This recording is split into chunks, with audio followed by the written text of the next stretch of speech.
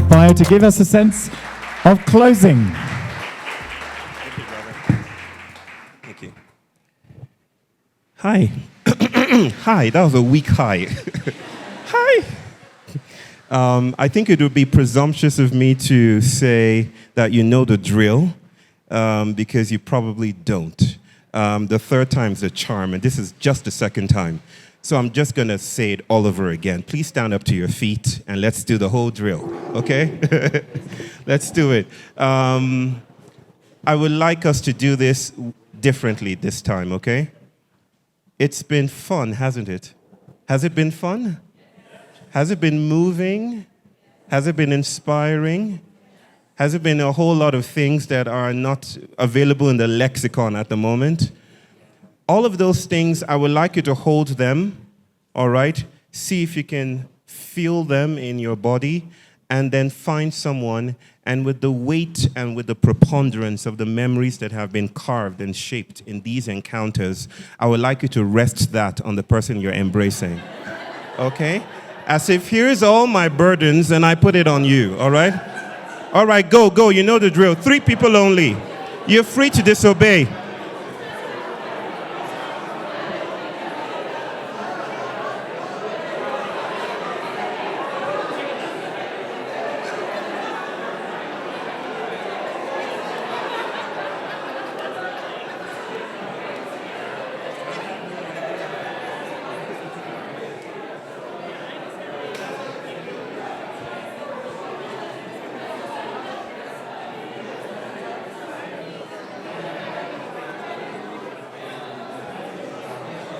All righty, then you can sit down. Thank you.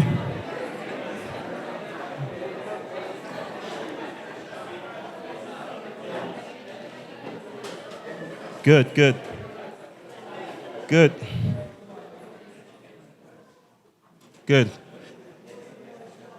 A sister came in and said, "What's happening?" I said, "I have no idea." And that's good. I want to ask a question. What are we missing, though? I want to start out with that question. Did any of you miss any of the events? Did you miss anything? Do you think we missed a spot somewhere? If you think we missed something, just let me see your hands up. You missed something. Okay, you did. All right. Anybody else? Why is there some shame in admitting that you may have missed something? Right? I think psychologists should put FOMO in the diagnostic manual. You know what FOMO is, right? The fear of missing out, right? I'm on the autistic spectrum, so I have a critical lack of FOMO, right? I just go where my body leads, and without apologies. But if you feel that you are missing something, and maybe that is potentially pathological, I have something to share with you. And this is from some text that I wrote about 5-6 years ago that is now in some publication. This is not a shameless plug. And to assure you that this is not a shameless plug, I'm not going to tell you what book it is. I'm just going to read out a little bit of what that is. But I want to also warn you that it's a bit technical and biological. It's my primary training is not as a professor of American Studies, but as a clinical psychologist. And so I talk a lot about the physiology of the eye here. But I think it would be worth it to share. Can I go ahead and read it? It's just an excerpt. If it's a yes, let me see your thumbs up. If it's a no, just get out of here. Let me see your thumbs up. Okay, so here goes. Dramatic clearing of the throat. If the human eye were fully committed to image identification, it would leave no spot untouched, no stone unturned in its quest to translate all the light that the cornea focuses on the retinal cells into a visual field. The eye is, however, not entirely entranced by the prospects of sight. A tithe of the light that flows through the iris falls on the eye's optic disc, which is the point where the ganglion cells become a tunneling nerve that leaves the eye and travels towards the brain's occipital lobe. Okay, just bear with me, okay? This is my nerdish stuff. This point of departure is the blind spot. Okay? The place where all those nerves go to the brain is the blind spot. The blind spot means we cannot see everything. And yet, without the blind spot, we cannot see anything. To see is therefore to leave something out. And what a gift that is. The blind spot is the bereshit. I use a Jewish word, a Hebrew word that means indeterminate. So I'm invoking it as the indeterminacy of the world. The world is still being made. The blind spot is the bereshit of the visual apparatus. If we didn't have blind spots, we would probably be incarcerated in a panopticon. That's a Foucault word. Michel Foucault, for any nerds out there. No Foucault fans here? Okay, none. We would be incarcerated in a panopticon of vision from which no escape would be possible. Our blind spots relieve us of the burden of figuring everything out. They queer the biological notion of sight, making it not so much a matter of representation as a fluid performance of little bodies. They ground us in a world of play and necessary shadows, and they offer a cautionary lesson. If you know the whole thing, if you're so confident in your answers that you dismiss their indebtedness to context, if you've arrived, if you've never missed anything, if you can see everything, then you've already missed the spot. That's it. No, don't clap. Save the clap till afterwards, okay? Just 20 minutes, and then you can break out into an ovation if you want to.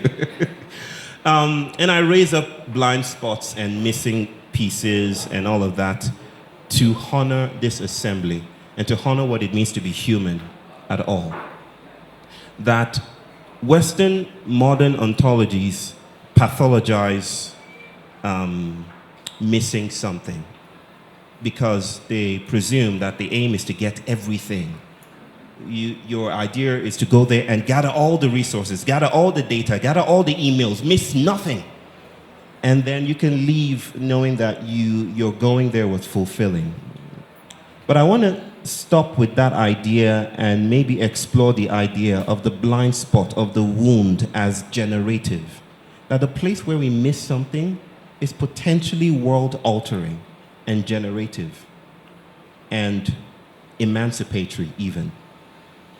And I bring that up with joy because I thoroughly enjoyed my first day here. And I want to take this opportunity to say thank you again for the beautiful care and hospitality that we all have shared and held in this space. This one deserves an ovation or a clap. Can we do that? Just that. I was especially moved by my dear brother, Thomas. Can we just give a round of applause for this brother here?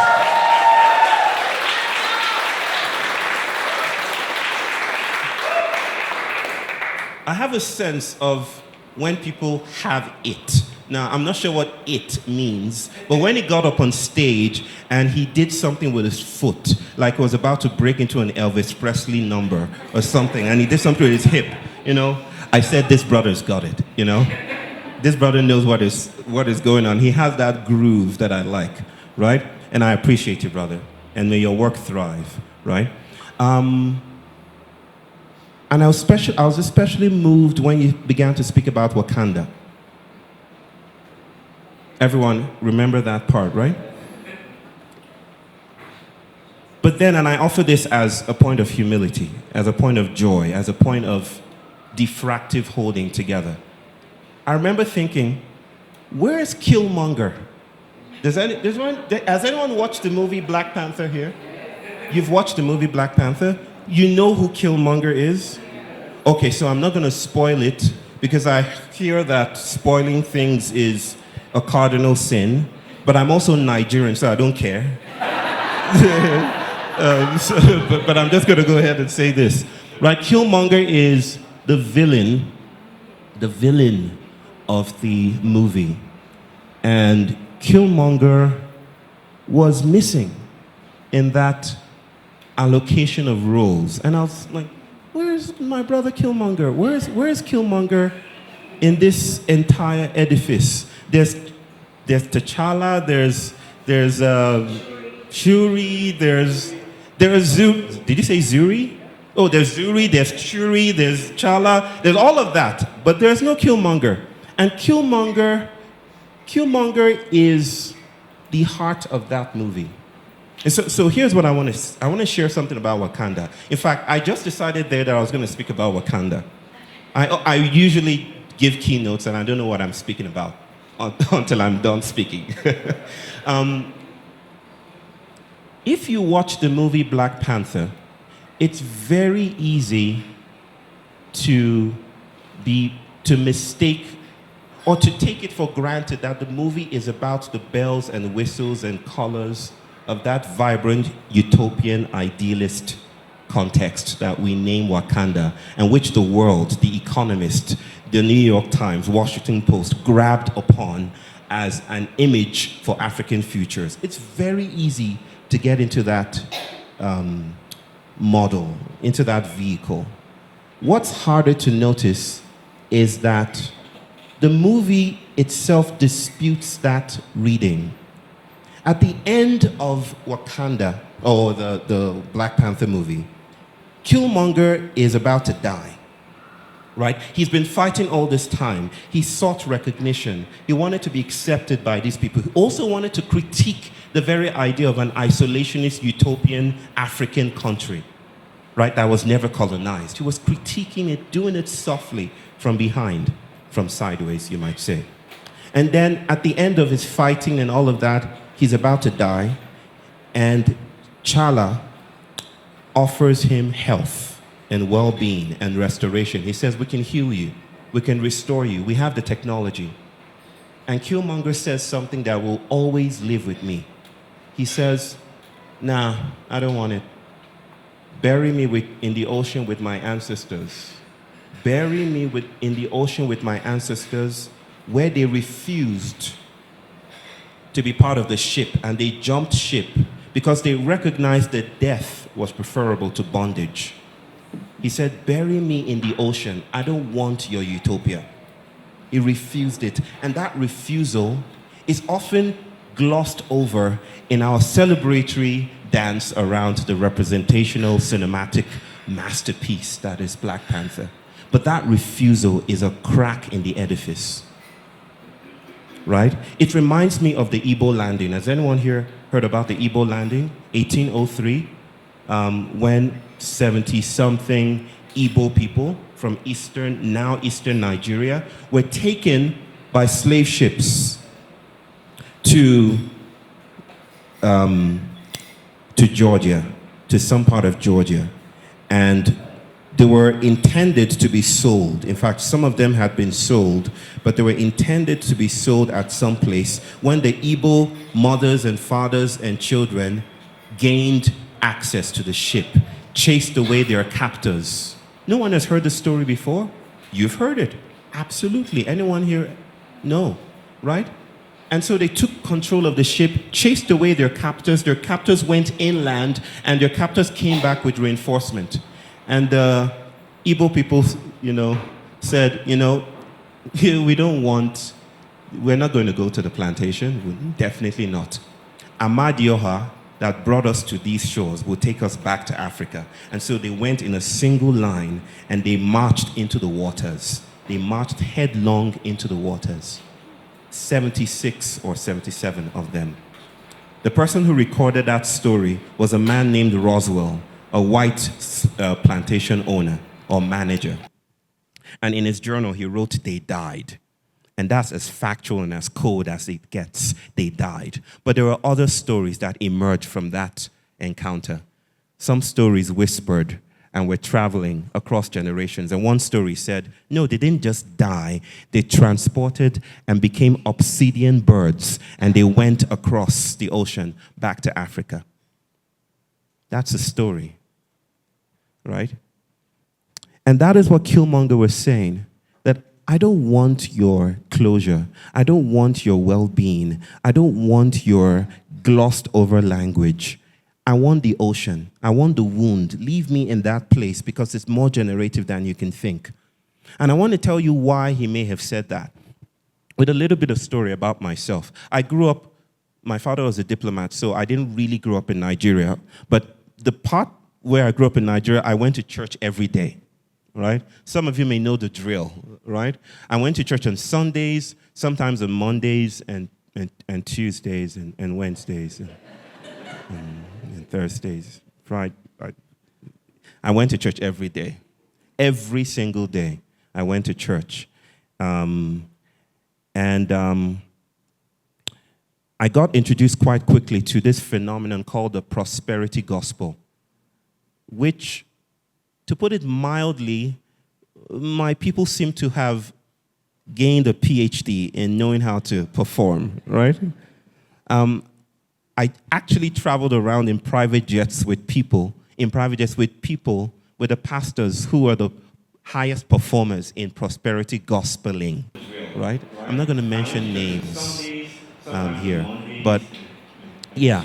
But over time, I started to slowly realize that the prosperity gospel, for those of you who don't know what this is, it's basically, I fly in a private jet. You can too if you give your offering, right? If you pay a tithe, 10% of your salary, you can fly in private jets too. You can have it all. You can claim it all for yourself. You can be wealthy. You can build houses. You can buy cars if you believe. Only if you believe. I actually believed that for some time until I started to notice how violently obscurantist it was, because it obscured the economic relations that were afoot, right? It told people that you're poor, not because of extractive capitalism, not because of giant corporations, not because of Shell Corporation in the Niger Delta. You're poor because you don't believe. So if you believe, you can have it all for yourself. I don't like to repeat boring phrases, but it was like an opium of the masses kind of stuff.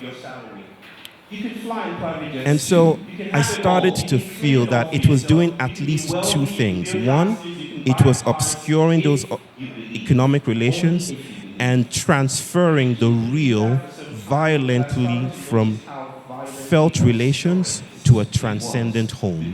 And then secondly, it was reducing a field to individuals. It was reducing a systemic issues to individual responsibility, which is what modernity tries to do all the time. To tell you it's your fault. If you're feeling that way, it's your fault. If you're feeling like you're not doing well enough, it's your fault. Right? This is gender issues. This is racial issues. This is a lot of tension, right? It reduces the field to the person. And so I no longer trusted that. I feel Wakanda is the prosperity gospel of neoliberal capitalism. And what that means is that I think at some level it's obscuring the ways that we are embedded in larger than individual issues at the moment. It obscures the systems. It obscures the extractive issues at work. It says, if you weren't colonized, you would have become us anyway. And that's why it presents a vision of technological supremacy, phallic towers, sci-fi guns, isolationism, and tells you this is the only imaginary that is probably possible for African futures, for world futures. This is how to dream about the future. And says, this is it. This is the dream. It's a dream of mastery, right? Don't dismiss, and I'm not dismissing this. Wakanda, Black Panther was a seminal moment in representation. But people were represented on the slave ship as well. There were more black bodies on slave ships than white bodies. So sometimes representation can play into colonial architectures. It's not simply about getting more black people in the room. It's about the architecture of our experience. And that's what Killmonger was witnessing. He said, I don't want this. See, The wound of colonization and the cure of optimization are doing the same thing. Bondage. Killmonger rejected bondage. And he was saying, I want to stay in the wound longer than usual. So what I offer to you and what Killmonger offers, because Killmonger did not present a blueprint. He didn't have emails. He didn't have a map. He didn't have a cartography. He didn't have choreography. He just had a sense that there was something else to do. And that's the sense that I leave with, and I hope you leave with as well. That all the things you've gained here, I hope you leave with a missing spot. I hope you leave with a crack in the edifice of your completion. Maybe I'll end, since I've been telling you that I'm autistic. My son is autistic. Last year in Massachusetts, I was doing dishes. I do my best philosophy in the shower or when I'm doing dishes, okay? My wife was in India doing some work with her larger family, and I was alone with the kids. It was 11 p.m. and I was doing the dishes, but I was thinking about Deleuze and Guattari and Frantz Fanon, and I was enjoying myself. But you see, my son doesn't care about those things, right? He was walking around in circles, stamping his feet rudely, right? And it's a wooden house. We have a house on the hills somewhere in Great Barrington, and he was stamping his feet, and I was getting irritated. How many of you are parents here? Just let me see your hands up. Okay, so you know what I'm talking about when your child is annoying you, but you just want to be a good parent. You know where that's coming from? You want to tell your child, can you just give me just 2 minutes of peace alone to myself, right? My parents would have said it differently. They wouldn't have been as eloquent as that, and I love them to bits, But yes, that was happening, and my son just kept on walking around in circles.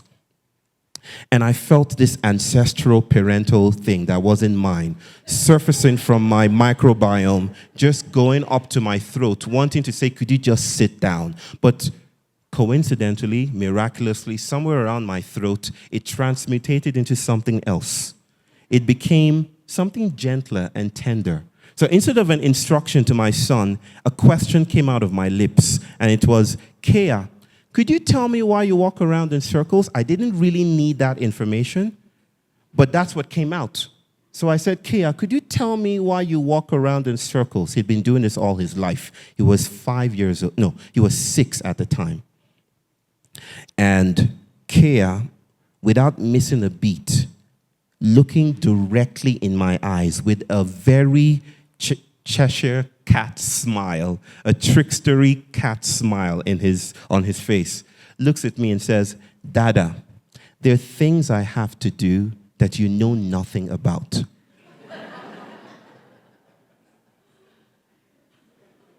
That's it.